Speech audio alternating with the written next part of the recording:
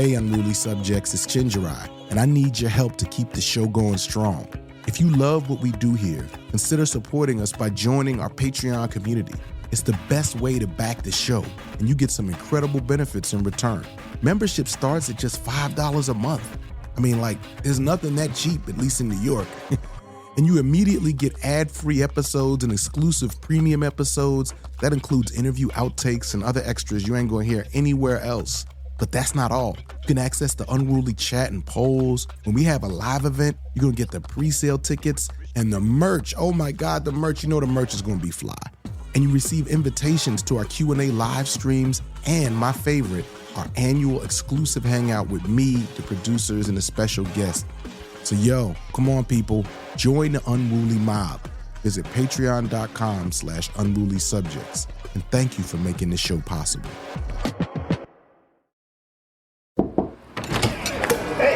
Row Home Productions.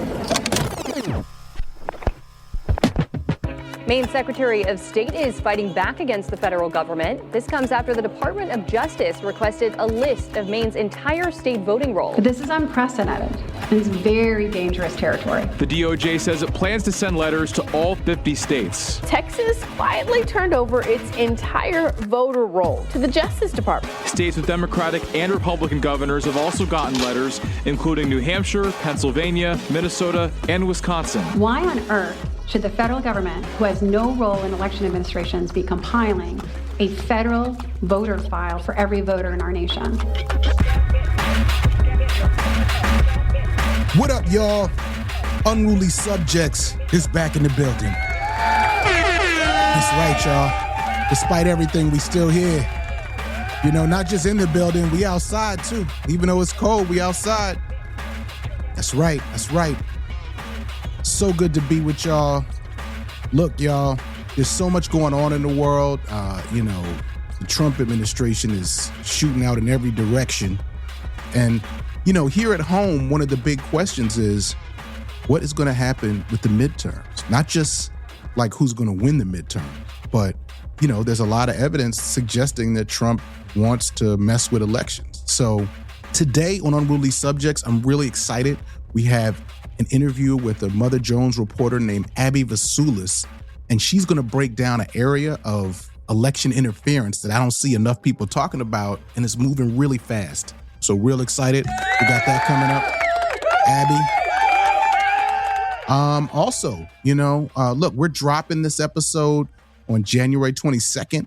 And on Friday, January 23rd, there's a call for major labor action in Minneapolis, and there's some other labor actions underway. So we're going to talk about that. And last but not least, I had to check in with my man, my serious comrade, D Noble. Y'all might remember D Noble from our Unserious News clip early on. And we had to check in with him to get some more unserious news. So we're going to finish up with that. So really looking forward to all of that. And before we jump into the rest of the show, I just want to tie together three things that really, to me, are one story, right? The three things are some of these labor actions, the ones currently going on, and the ones that are planned for Friday, January 23rd. And also the nurses strike still going on in New York. And also, I just got back from a leadership conference put on by an organization called Labor Notes, right? And so the reason why I think all these things fit together is really simple. Labor has a kind of power that our movements can't afford to ignore right now, right? And so let's talk about it. First, in Minneapolis, there's a statewide call for a walkout. No school, no shopping, no work on Friday, January 23rd. Some people are going to call it a protest. Some people might call it a strike. But the point is, it's a mass refusal meant to shut down normal life for a day, except for emergency services. And, I think this is going to be huge. But it's not just about the size, right? It's who's leading this is really, really important. Labor federations and unions are right out in front in a way that they haven't always been. And that's important, right? So it's also community groups, faith leaders, even some small businesses. And so folks in Minneapolis and around the country are responding because they're fed up. Labor on the Line posted this clip of some community leaders talking about exactly what's going to go down and why things have gotten to this point. There are lies being spewed about our neighbors here to give an excuse to try to validate why we have thousands of masked officers here harming our people and harming us, taking citizens from where they work, beating people up and dropping them off at random locations. This is not rumor. We are seeing it with our own eyes every single day. And so now is the time. If you ever wondered for yourself, when is the time that we do something different? When is the time that we stand up and say that this has to change, that this needs to end? The time is now. That's right. The time is now. And I want to be careful with the language here, because you hear people throw around this term general strike. You might be hearing that term a lot, and you're just going to start hearing it more and more. But if we're serious, we actually have to get precise about what a general strike is, what it isn't, and what it takes. So to learn more about that, I talked to a longtime labor organizer, strategist, and a serious teacher of movement history. His name is Bill Fletcher Jr. And we talked about what people mean when they say general strike, right? What are the risks? What are the conditions that you need? And why Minneapolis is such a big deal. A general strike is a tactic, and it is one of many tactics that can be used to pressure an opponent. What's important here is that it's a shift. The discussions, and particularly about Friday in Minneapolis, is a shift away from the Saturday mass demonstration mode. So we've had since, for years, but certainly in the last year, we've had these mass demonstrations against the administration that have been phenomenal, but they've been on Saturdays. So the impact on the particular geographic area is minimal. Right? People show up, like in Washington, D.C., they show up on the Washington Mall, and they're there. We have speeches, and it's very invigorating, but it's a Saturday.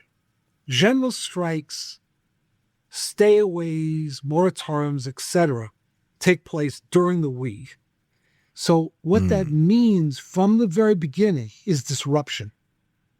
The status quo is objectively disrupted. That means everything from train schedules, public transportation, cars, areas that you can walk, as well as the work that's getting done. When you have a general strike, work is going to stop. When you have something on the scale that they're aiming for in Minneapolis, it's where you are basically shutting down the city. When you're basically saying that the economy of this city is in effect going to go on hold for at least 24 hours. So that's the thing, right? Labor can move numbers, right? It can turn out a lot of people. And it can also bring infrastructure, right? Because you can coordinate across sectors. You can provide legal defense, communication networks, training, strike support, and actual long-term planning, right? And I think that's important because we support spontaneous protests, but our movement can't just be like all vibes and courage. And I'm saying this as someone involved in higher ed labor organizing, right? When labor moves seriously, it can really change what's possible. Not automatically, not magically, but structurally. And that's important. So we're going to bring you that full Bill Fletcher primer on the general strike soon, because I want to make sure that when we're using that term, we know what we're talking about. So I want to bring this home to New York, because right now as we speak, the New York State Nurses Association is on strike at multiple hospitals. As of this recording, it's stretched into its 8th day. It's the second week of striking, and negotiations are stalled. There's no clear timeline for getting back to the table. This is, I think, the largest nurses strike in New York State history. And I really want you to pay attention to what these nurses are emphasizing, because everybody talks about money. And of course, money is real. We got to pay the nurses. But they're also talking about safe staffing levels, protections from workplace violence. They don't want their healthcare benefits cut, and broadly for other people's healthcare benefits to be cut.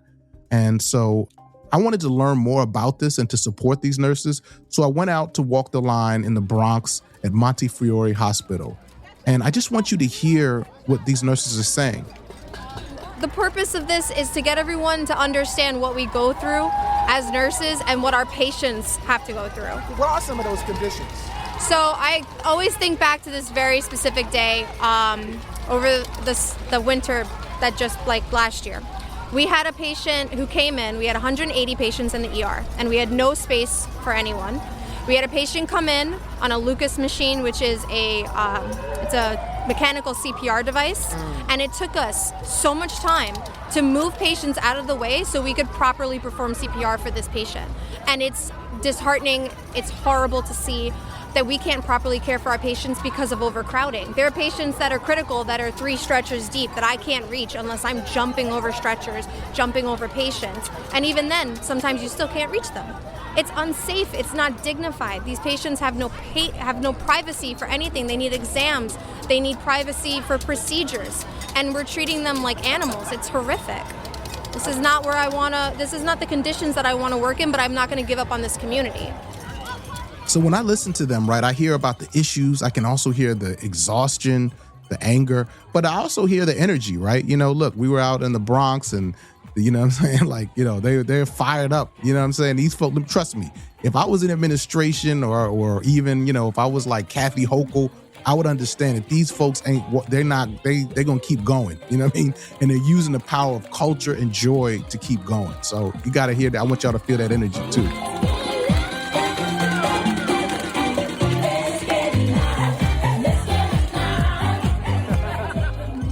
Yeah, man.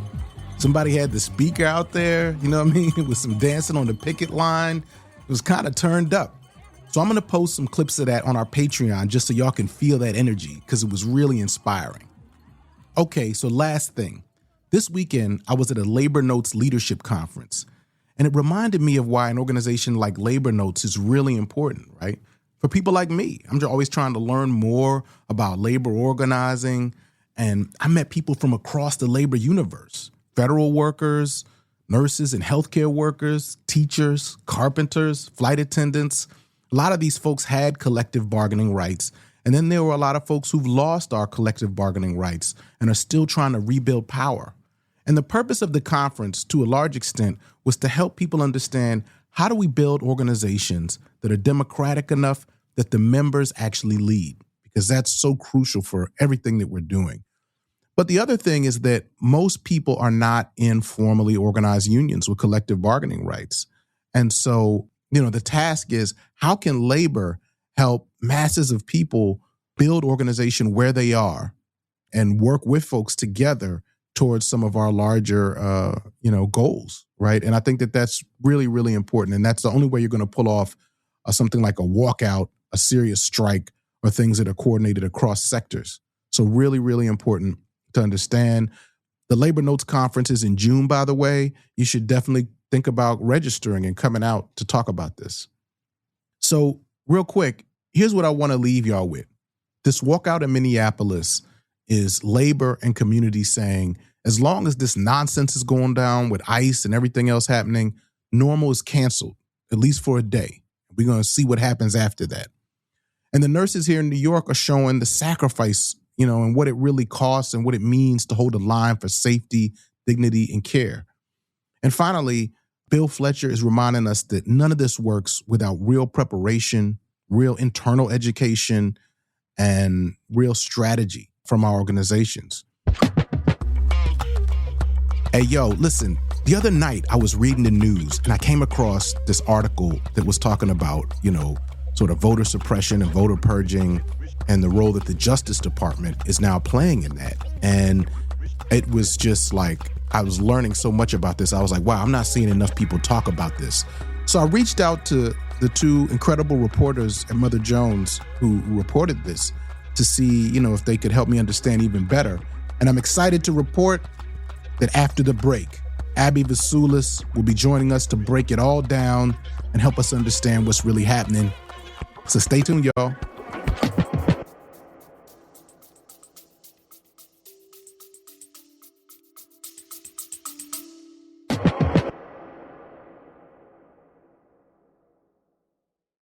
This episode of Unruly Subjects is brought to you by Haymarket Books, which has loads of great left-wing titles, perfect for listeners like you.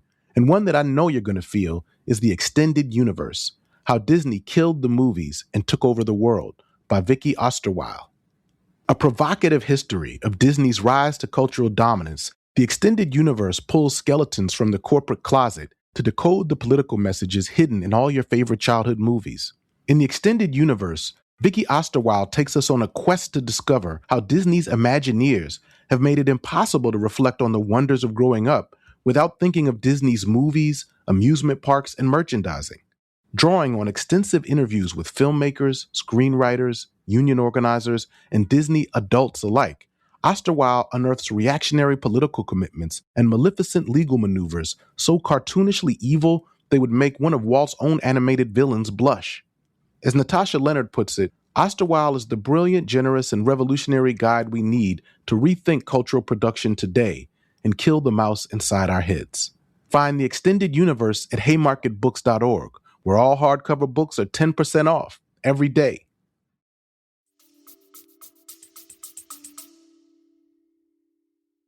Unruly Subjects is supported by listeners just like you. Join us at patreon.com/unrulysubjects.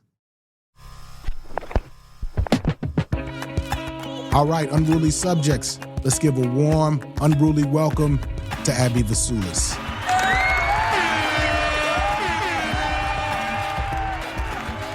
Thanks for the warm welcome.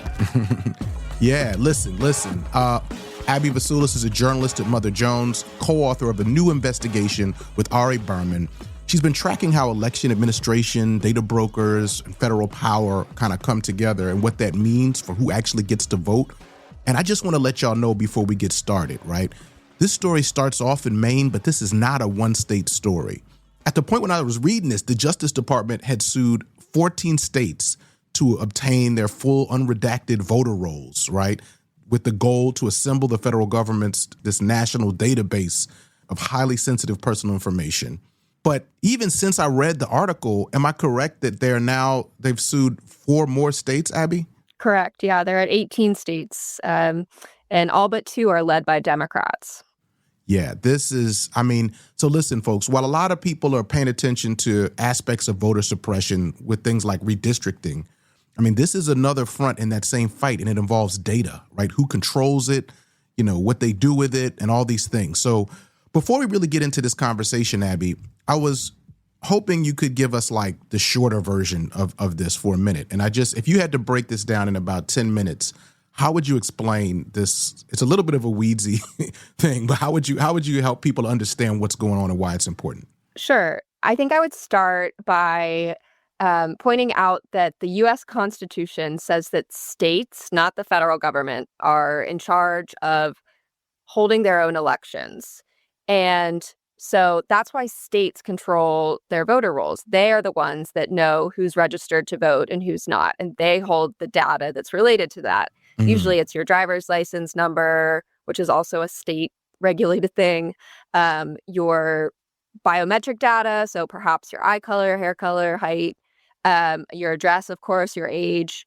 And what we're seeing now is that the Department of Justice is trying to collect the full voter rolls with all of this personal information from every single state and compile a national voter roll so that they say they want to analyze it for potential voter fraud, which states are already doing themselves. So this is a big change, a big federal overreach of trying to get data that states were responsible for.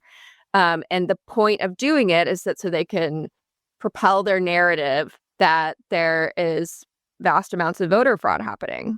Part of what really stunned me about this isn't it the role of the Department of Justice to protect people's voting rights? Wasn't that, what the Department of Justice is supposed to do? Because now, based on what you're seeing, it seems like they're getting set up to do precisely the opposite. They're now leading the charge to collect this information and certainly promote these unjustified, these thoroughly debunked narratives about voter fraud. Is that right? Absolutely. Yeah, this this section of the Department of Justice. It's called the voting section, which is housed within the Civil Rights Division of the Department of Justice. And for decades, it's been called the crown jewel of the Department of Justice. It's been apolitical, career bureaucrats that have worked through Republican and Democratic administrations with the goal of stamping out racial discrimination and voter suppression in American elections. And now you see that this same section, which is now full of new people because they've pushed out all the people that have been working there for years, this same section is now actually taking efforts that could strip people of their right to vote or scare people out of voting. So one thing I want to say is, I just want to say this again. There's a lot of people who are worried that Donald Trump is going to try to violate the law by seeking a third term, that he's going to mess with the elections. And I think that and he certainly, has said himself, he talks about that and floats those possibilities out there. I think when people picture that, they're thinking about like election day and the immediate aftermath, right? Messing with the machines. I don't know if people are paying attention to the way that structurally they're already building things in with all these mechanisms so that this kind of possibility is already happening before even the vote, right? Like people's votes may not even be counted. People will encounter all these things before they even have the chance to vote. So let's go into some of the characters here, because there's some really interesting characters. And I think when you understand who's leading this in terms of the people, it becomes really clear what the game is. So you start off in the article talking about something that happened to the Maine Secretary of State, Shenna Bellows. What happened to her? So she's been Secretary of State for at least 5 years now in Maine. And over the past several years, she's gotten numerous requests for voter roll information. And a couple years ago, it was requests from right-wing law firm groups that were trying to get this data so that they could do their own analysis of it and say whether they found purported voter fraud or not.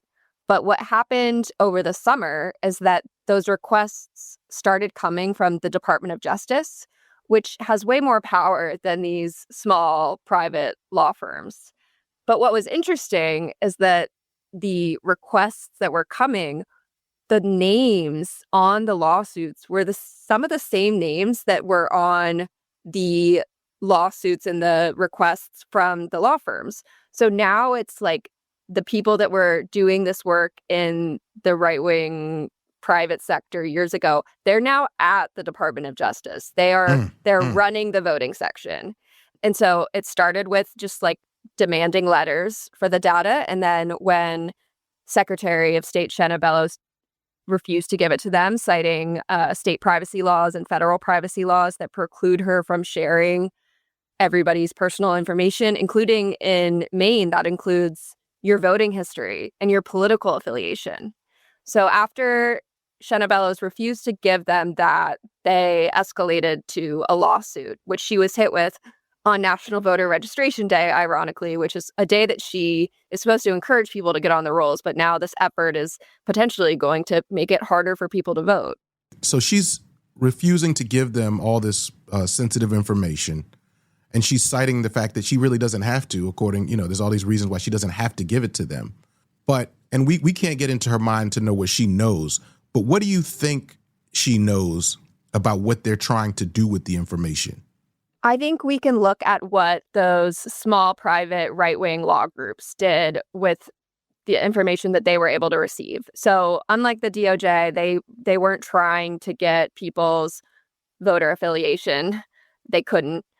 But what they did with the data that they got through public records requests is compare it to commercial databases. So credit reporting agencies, magazine subscriptions, utility companies, those kinds of groups have some of your information and sell it to whoever wants to buy it.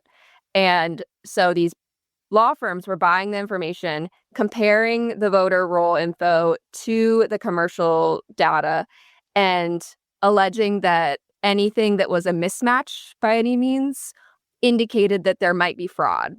And what that means is that even if someone's name is spelled wrong on a utility company account, or perhaps their address has changed to down the block, those to the law firm suggest voter fraud, which they then spread in headlines to make it seem like we have this massive voting fraud problem in the country. Now, what's really critical to point out is that just because someone is on a voter roll list does not mean they have cast any ballots. They're just on the list of people who could vote.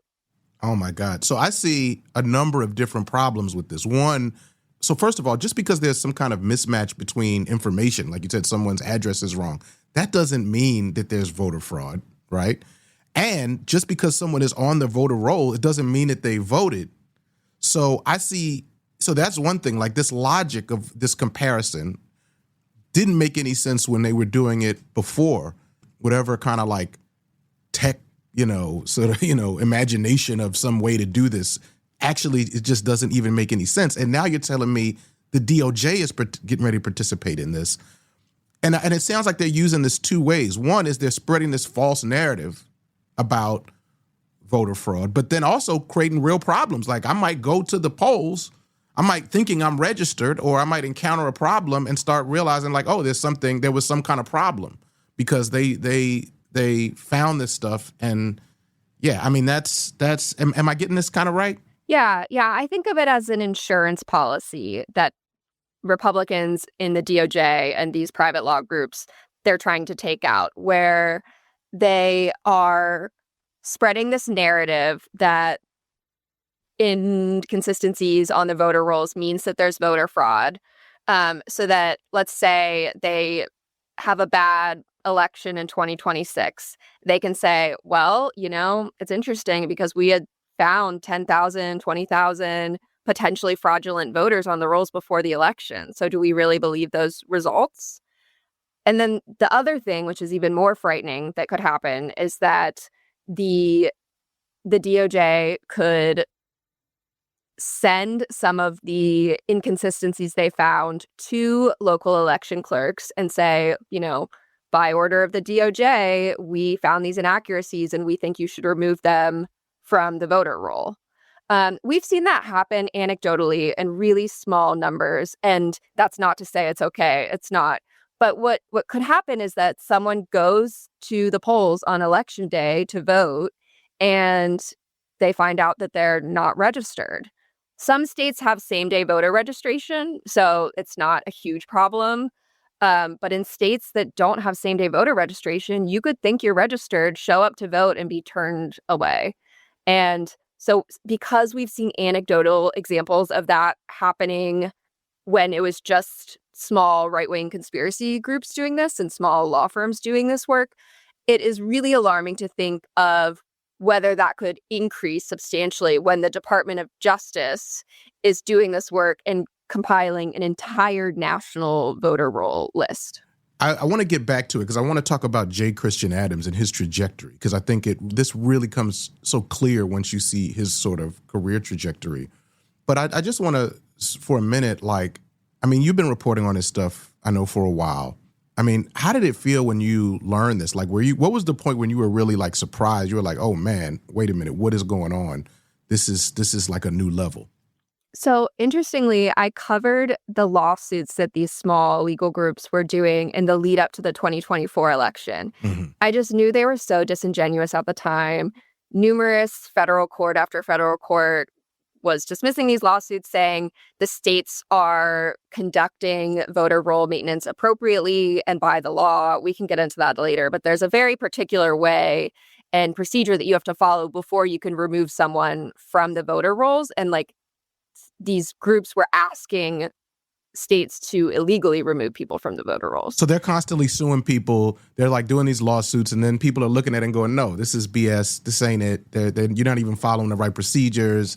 There's nothing to see here. Move on. But their claim at this point has already made headlines, made the rounds around Fox News, that kind of thing. It's sensational propaganda when this group is saying, we found 18,000 dead voters in Maine, or we found 25,000 dead voters in Michigan. That's what they're saying, to which the people that run those states' elections are like, there's no way that's true. Here's everything we do to maintain our voter roll lists. But we don't get to hear that part. We just hear the headline, dead voters, this and that, so and so. That's already kind of like circulating around, and we don't get to hear that these claims are being debunked. I mean, yeah, because court cases in federal court take often years to go through their process. The Michigan claim I was talking about, where this group said that there were 25,000 potentially dead voters in Michigan. That case was filed in 2021, I think. And just now, the appeals court said no again for the second time. This is not a valid complaint. It's just not as exciting as the sensational claim. The result that there was no fraud here doesn't capture the same attention that the original claim did.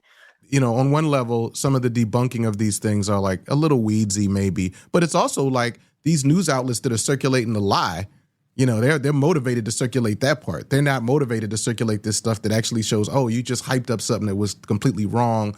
These sort of claims of voter fraud, which, by the way, and I'm putting this on me, not necessarily you, I think are part of a white supremacist, racist effort at voter suppression, which has a long history in the United States. Yeah. Okay, so you were covering all these fraudulent lawsuits. Yes. And then what? And so I made a note of the names that were signing the lawsuits and, as the attorney on the case. And then after the Trump inauguration, I started to see those names get appointed to the DOJ voting section and the DOJ Civil Rights Department. So it's kind of like the robbers are being asked to guard the vault. Yeah, wow. And so one of those people is a guy named J. Christian Adams, right? Mm-hmm. I think reading your reporting, once I saw the trajectory of how these people started, where they started, how they were empowered, what they were doing before they were literally in office, and then what they're doing now, it's so clear. So tell us about J. Christian Adams. So he's one of several people that have been claiming there's immigrant-related election fraud for almost a decade at this point. He was in the Bush DOJ, and then subsequently he started working at one of these law firms called PILF, Public Interest Legal Foundation. And there he was working on these two reports called Alien Invasions. And their whole premise was that we have found huge numbers of non-U.S. citizens participating in elections or signing up to be on voter rolls. After numerous analyses of those reports, no fraudulent voting was found. The best example I can think of is this woman who was living abroad, and J. Christian Adams named her. He even released her social security number to point out this potentially fraudulent voter. And she was just a U.S. missionary. She was living abroad to help other people. But she was accused of voter fraud just because this group found what they thought was an inconsistency, which is the harm in the DOJ compiling this national voter registration list and comparing it to all sorts of data that wasn't supposed to be used for voter verification purposes. That's the real risk of doing these ad hoc analysis. So this guy does this analysis, which is wrong. You put somebody's info out there. This kind of person should be relegated to the dustbin of history, right? We should just be forget about that. Look at them. You know what I mean? They're not good at what they do. Maybe they're disingenuous. But that's not what happens to J. Christian Adams, is it? No. I mean, first of all, he was punished by legal systems for releasing people's social security numbers. In that court process, there was the discovery period that turned over emails between him and some of his colleagues. And in those emails, they said, someone sent to J. Christian Adams, well, we might be wrong, but the fog of war favors the aggressor. So it seemed like an acknowledgement that what they were doing was not accurate, but that it could help their cause of spreading this narrative that there is tons of illegal voting fraud. So anyway, now fast forward to the second Trump administration, and he's still doing this work. He's but he's he's running one of the legal nonprofits. He's not currently in the Department of Justice, but he's doing the same kinds of work that the Department of Justice is doing. How does that happen? Like, I feel like we pay for our mistakes. I don't know about you and your job. You know what I mean? How can we get into this like failing up game? You know what I mean? I want to know how we can do that. You know what I mean? But seriously, so once he's kind of like now in this, because what's his current position? He's head of the Public Interest Legal Foundation, which such a deceptive name, by the way. Right. That's one of the groups that for years has been filing these lawsuits. They're the ones that said that there's 18,000 potentially deceased voters in Maine and 25,000 potentially deceased voters in Michigan, which that for the second time a court just denied. But PILF is now bringing that to the Supreme Court saying, can you weigh in on this? So now I think when we look at the work of PILF and this sort of comparison strategy where they take the data and compare it, in addition to the fact that this is really looks to me just like a disingenuous effort to purge voter rolls, it also, I think there's a story here about, tech efficiency and, the way that we learn and understand things, right? Like, there's other ways to figure out like if there is voter fraud, but I feel like we live in a world where these tech solutions are always being celebrated and we're told it's going to be more efficient and this and that. In this case, one of the many dimensions of this is that even if they were sincere, this just doesn't work. Yeah. I mean, so the other thing that's interesting is that the Department of Homeland Security is currently creating its own database. It's a little confusing, right? Because we're talking about different databases, but you have the national voter roll that the Department of Justice is trying to create. And you have the Department of Homeland Security that is currently in the process of rapidly expanding a data tool that they have. So that data tool is called SAVE. It's an acronym for this program that has a niche purpose of verifying that naturalized citizens are eligible for government benefits like food stamps or Medicare. So there's like a little under 1 million people who are naturalized every year. I think there's about 24 million total naturalized citizens in the U.S., but there's 350 million people in the U.S. And Department of Homeland Security is expanding the SAVE database from only being for naturalized citizens to being for every single American. So they are trying to add passport information. They've indicated that they want to add driver's license databases from every state to the system so that at every turn they can compare whatever data they have to SAVE.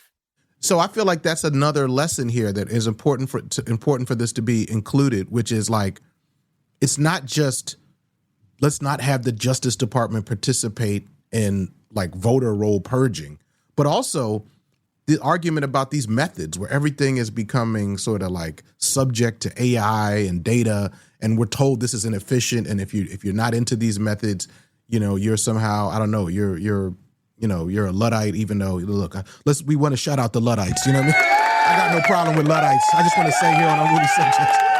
But you're told that you're like behind on history. And meanwhile, the fact is that they're now adopting these methods, which, at least in the case of PILF and these other groups, you see they're ineffective. So what happens now when more of our data, more processes and people are exposed to this? I just think that's a really important dimension of this. Even when the SAVE tool was only used for verifying eligibility for benefits, it was still wrong. It still had many inaccuracies. And so now you're using this for so many more people, like every American, and you're uploading so many more different data sets. Like various states have different ways of issuing driver's licenses. They don't all follow the same format. So you think of 50 different driver's license databases being added to this system that was never built to verify voter eligibility, but now it's being used for that purpose.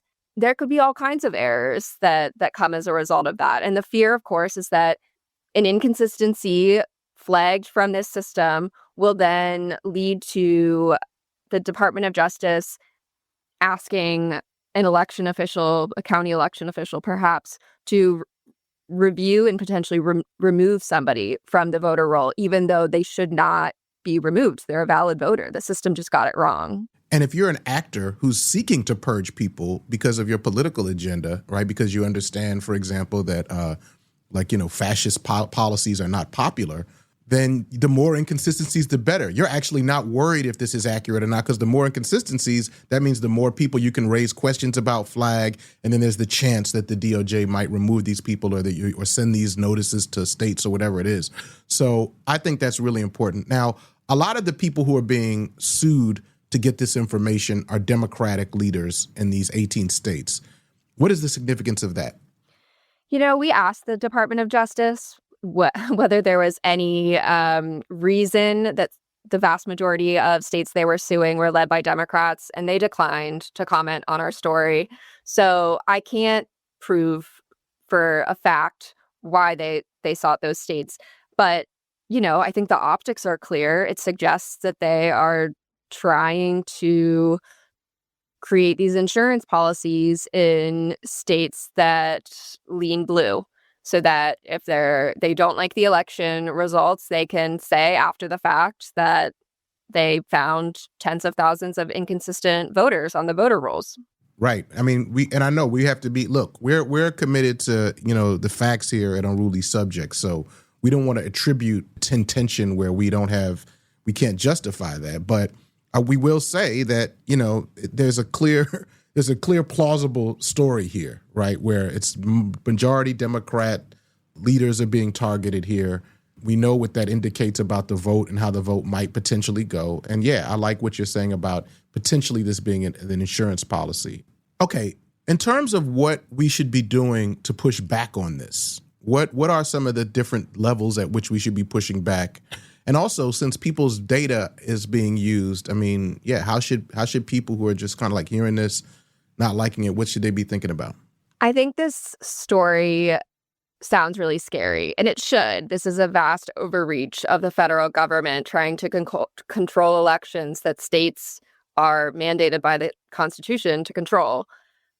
But the thing that gives me hope is that only 2 states out of 40 that have been sent letters or lawsuits by the DOJ have turned over this voter data. So while the Department of Justice has sued about 18 states, they've requested the voter roll information from 40, and only 2 have complied.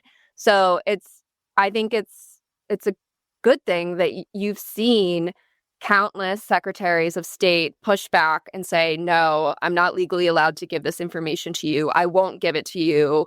You won't even tell us why you want this information. That's a good thing. On the other hand, the Department of Homeland Security database that I mentioned earlier, SAVE, they're already in the process of uploading all the passport information to it. They say they're trying to consider different options they'll have for adding driver's license data. I don't know what methods individuals have to push back against those things. If the state gives them the data that they're requesting, then they gave them the data that they're requesting.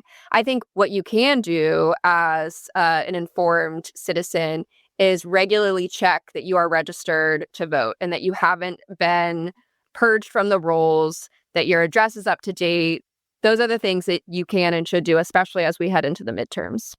No, that's great advice. I hear 2 different levels there. One, as an individual, listen, folks, I know elections are not everything. They take a lot of energy, but they're absolutely crucial. If you don't understand that elections are part of how we got into the situation we're in now, then you're not getting it. So we got to make sure our information, we got to be on point, make sure all the stuff is together. We got to make the time to do that, know when the dates are, all your information. And as you're saying, Abby, regularly check. Don't think, well, I already did it. I already checked, I'm good. No, keep checking, because these people they haven't given up. And I think not only as individuals, I know there are already groups who are going to make this a collective effort to support, because there are some members of our community maybe who either don't have the time or aren't quite, this is not on their radar. So if we make it collective and a community effort to check regularly, that's something that's within our hands. But I also think we can put pressure. I mean, again, as a reporter, your role is to, give us the information, and you and Ari have done an incredible job on that. But now I think, those, people who are organizers, I mean, I don't want these politicians who are being sued to be able to do this in the dark.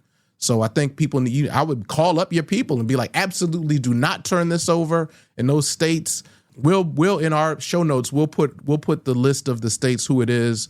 And you need to call those people and be like, yo, don't do this. And that needs to be an organized effort, because listen, this thing about what's going to happen with these elections, not just the midterms, but also in 2028 is major. I have one other suggestion that I just thought of, which is there are a couple nonprofit groups that have filed lawsuits against the federal government for creating these various databases of your personal information.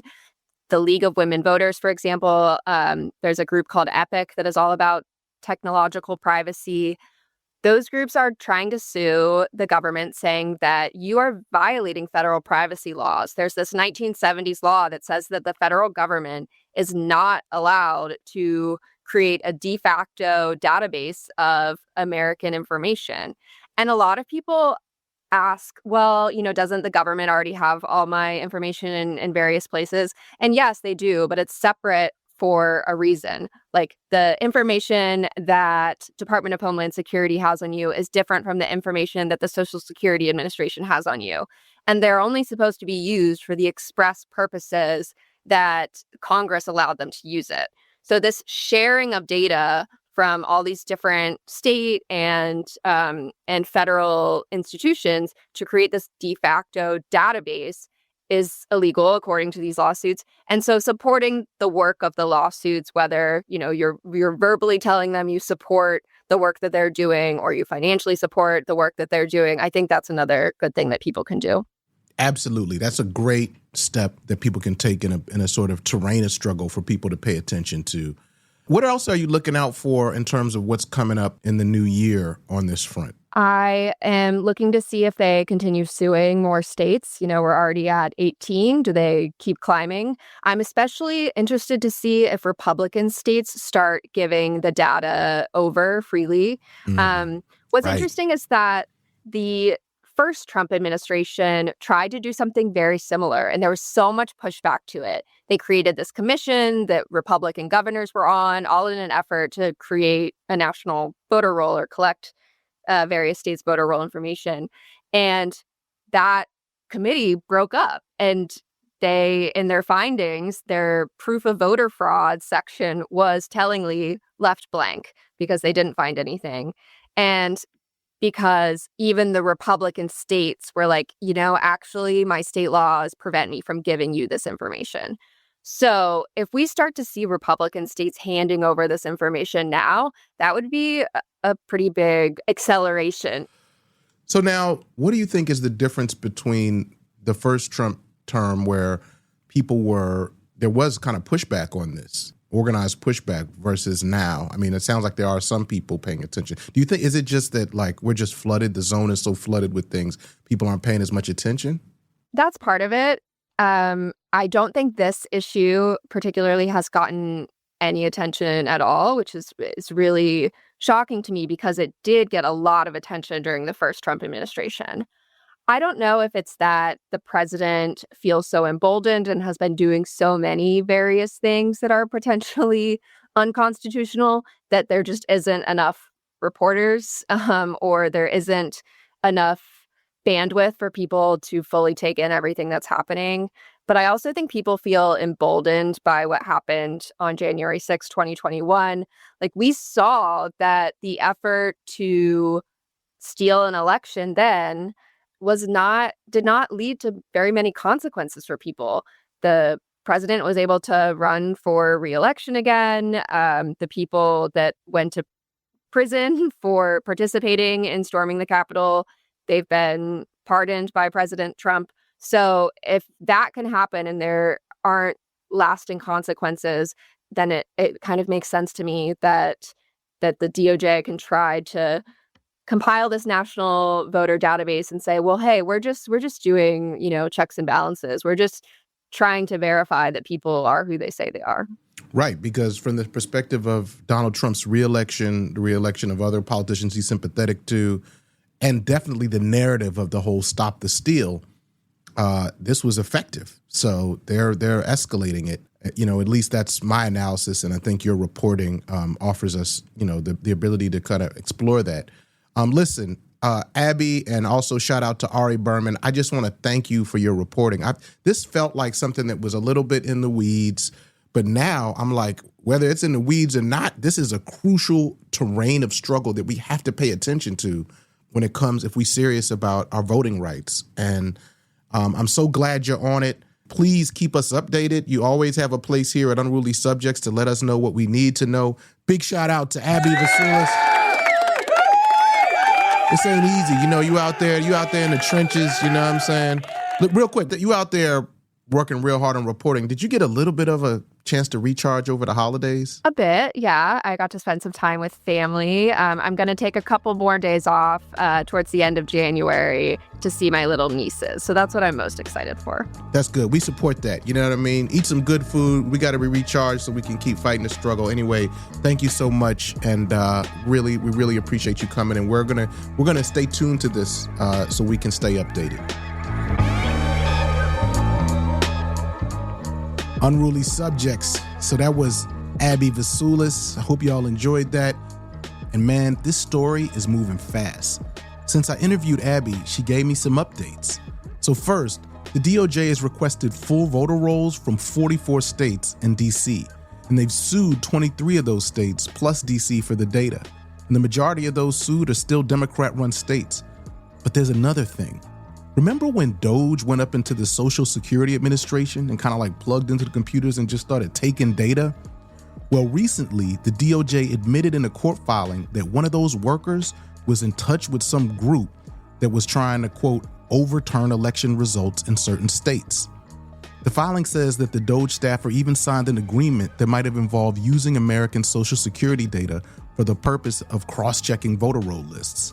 So, it's a lot. And we'll keep you updated on this story on our Patreon. And man, at this point, I think I'm about ready for some unserious news. Whew, my brain is tired, y'all. So last time we did unserious news, we reached out to my man D Noble, and he gave us some cutting edge reporting on quarter zips. Y'all remember that? That was cool. So you know what? Let's give D a call and see what he's got. You know what I'm saying? What up? What up? How you, homie? Yo.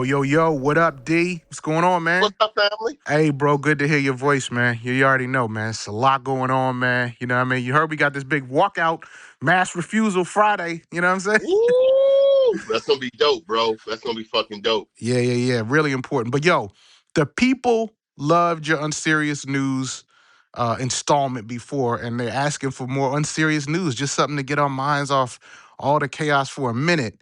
So you got your eye on anything? Yeah, so I think what's on my radar right now is the folks that are looking forward to or the anticipation around the J. Cole's next project. So for those who don't know, like this is gonna be his first album since he ducked the smoke. Quote unquote rap beef with Kendrick. So, for those who may not know, I think everybody aware that, Drake and Kendrick had a showdown in which Kendrick thoroughly dismantled that boy. Oh, yeah. Everybody, I think that got way out of the rap battle world into like everybody. I'm seeing people all over the country that understand that Drake basically got ethered, as we say. Right. When they playing Not Like Us on America's Most videos, I think it went everywhere.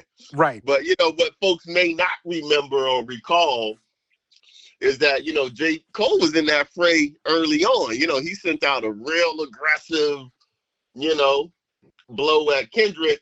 And then I think that happened on Friday. And by Saturday afternoon, brother's like, I'm sorry. I don't want it. I've reconsidered, maybe he anticipated what was to come. I don't know. But, he ducked the smoke, backed out of the rap beef. And so, and a lot of people's like, nah, you don't get to do that. The cultural rules of engagement is like, you got to accept all challenges on the mic and spar. You got to duke it out. I remember that. So it seems like the question is, is J. Cole allowed to brag as a rapper now, given that you backed out from the battle of skills, the battle of bars? That is the debate, family. I hear the cats is going back and forth online. It's like, I'm like, damn, niggas really getting into this thing. J. Cole album, his fans are so dedicated. And I think, look, let me just say this. I think J. Cole is, I think he's talented. He may not be as talented as he or his fans think he is, but I think he's very talented.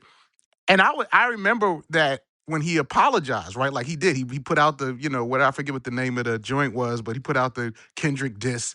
I thought it was, at first, my first hit on it was, that's good for people to see, because he the way he described it was like, I didn't like my energy. He tried to frame it in a certain way that I thought maybe that's a mature step to see somebody reconsider in this world where nobody ever apologizes for nothing or admits they were wrong. But nah, my opinion was very unpopular, man. People was like, nah, bruh, he didn't want that smoke. You know what I'm saying? Right. Yeah, that's what a lot of people were saying. Like, they was like, nah, we don't like this. You don't get to move the goalposts and change the rules. Like, you threw a punch, you gotta step in the ring. Yeah, so and then of course, and then you said people act like they said he after he backed down from the beef, he became vegan.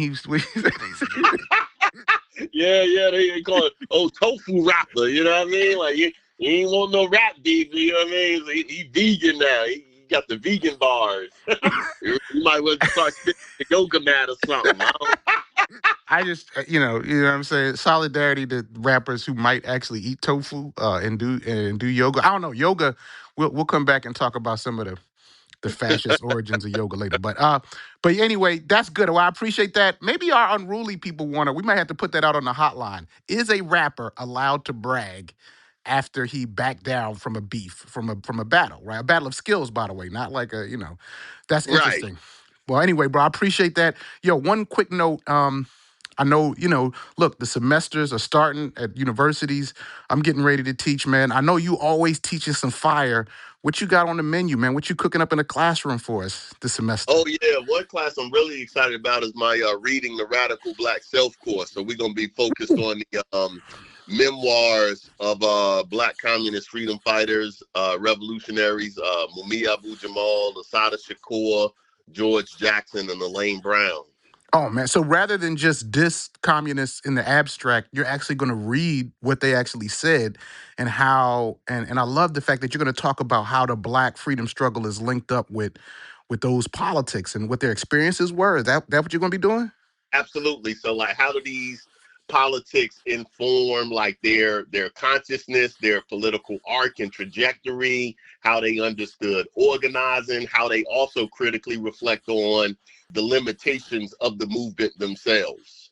That's really powerful. But bro, I'm like, you teaching this down at UNC? Because I'm also hearing that, politicians down there are really kind of starting to try to intimidate people, look at syllabi and control curriculum.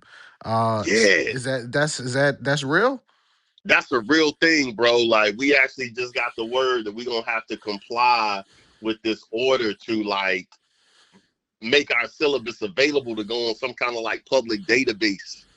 Oh my God. Well, bro, we definitely want to bring you on to talk about that in depth because, that's passionate to me, in higher ed labor. So, but yeah, bro, anyway, we really appreciate it, man. Thank you for coming on and giving us the unserious news from one of the most serious comrades and brothers I know. And, we're going to have you back on soon, fam. All right. Look forward to it, man. Peace. Peace.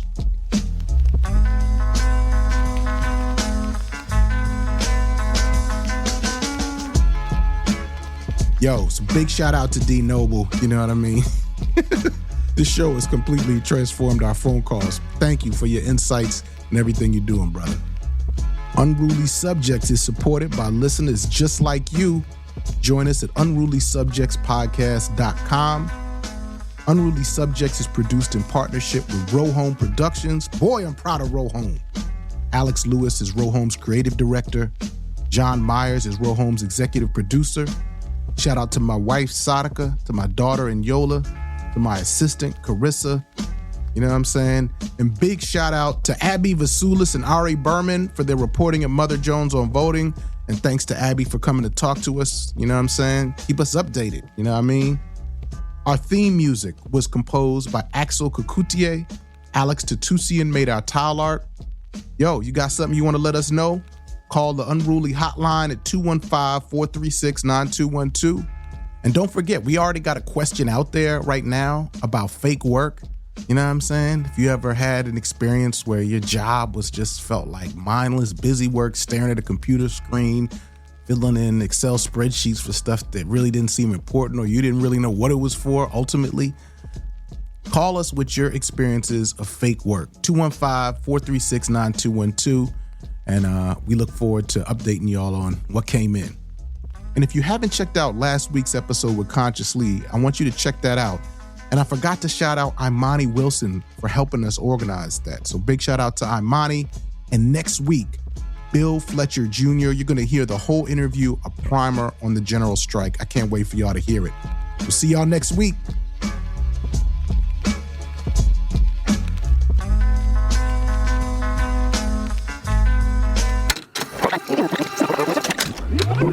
Rohome Productions. Unruly Subjects is supported by listeners just like you. Join us at patreon.com/unrulysubjects.